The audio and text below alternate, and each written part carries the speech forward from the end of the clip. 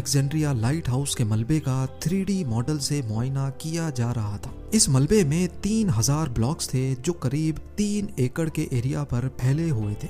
इसमें स्टैचूज की फाउंडेशन और बड़े बड़े पिलर्स भी शामिल थे।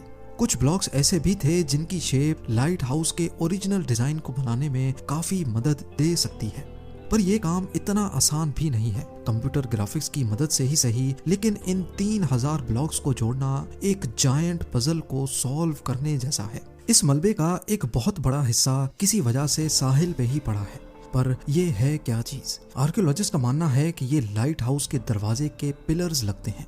जब पानी के नीचे पड़े मलबे पर गौर किया गया तो ऐसे ही 2 पिलर्स वहां भी पड़े दिखाई दिए।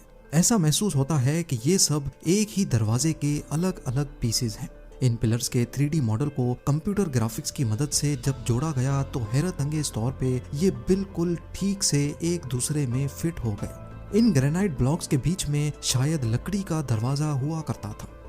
600 साल पहले तबाह हो जाने वाले अलेक्जेंड्रिया लाइट हाउस का दरवाजा कुछ इस तरह दिखता था। इसकी ऊंचाई 41 फीट जबकि वजन करीब 200 टन से भी ज्यादा है। कदीम दुनिया के अजूबे की खोई हुई पहचान काफी हद तक वापस लौट चुकी थी, लेकिन दरवाजे के अलावा बाकी लाइट हाउस कैसा दिखता था? आर्कियोलॉजिस्ट की टीम ने इस राज से पर्दा उठाने के लिए कोशिशें जारी रखी। उन्होंने उस जगह का दौरा किया जहां लाइट हाउस खड़ा होता था। यहाँ अभी एक बड़ी बिल्डिंग खड़ी है जिसको क्विटबे फोर्ट कहा जाता है। ये साल 1477 में बनी थी, लाइट हाउस के गिरने के सिर्फ 42 सालों के बाद। खुशकिस्मती से इस फोर्ट के अंदर एक दिलचस्प इशारा मिला। इस फोर्ट की मस्जिद का डिजाइन ऐसे ही है जैसे किसी लाइट हाउस का होता है। इस बात के काफी चांसेस हैं कि जिन्होंने ये फोर्ट और मस्जिद बनाई थी उन्होंने अलेक्जेंड्रिया लाइट हाउस को ट्रिब्यूट देने के लिए वैसा ही डिजाइन बनाया था। बेशक इसका साइज उतना बड़ा नहीं, पर इसके अंदर का मंजर किसी कदीम लाइट हाउस के जैसा ही लगता है। तो क्या अलेक्जेंड्रिया लाइट हाउस वाकई ऐसे ही दिखता था? इस थ्योरी को साबित करने के लिए 3D मॉडल को हिस्ट्री की किताबों में पाई जाने वाली इंफॉर्मेशन से मैच किया गया। ईयर 1325 में मोरक्कन स्कॉलर इब्ने बतूता ने लिखा था कि लाइट हाउस की दीवारों की मोटाई 10 स्पैन्स है।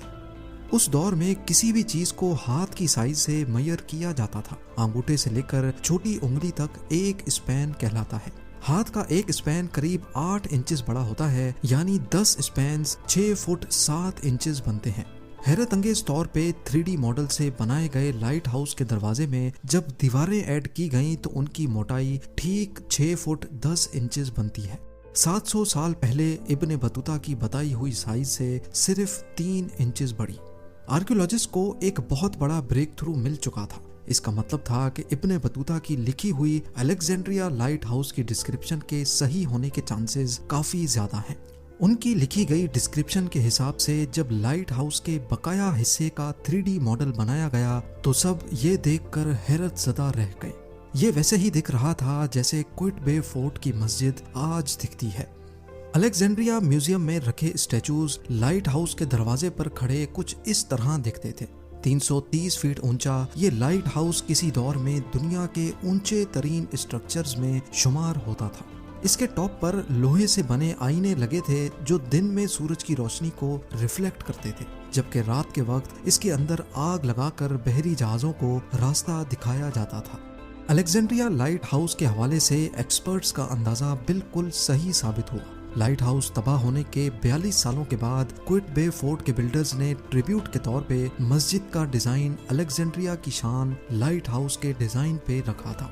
उम्मीद है ज़ेम टीवी की ये वीडियो भी आप लोग भरपूर लाइक और शेयर करेंगे। आप लोगों के प्यार भरे कमेंट्स का बेहद शुक्रिया।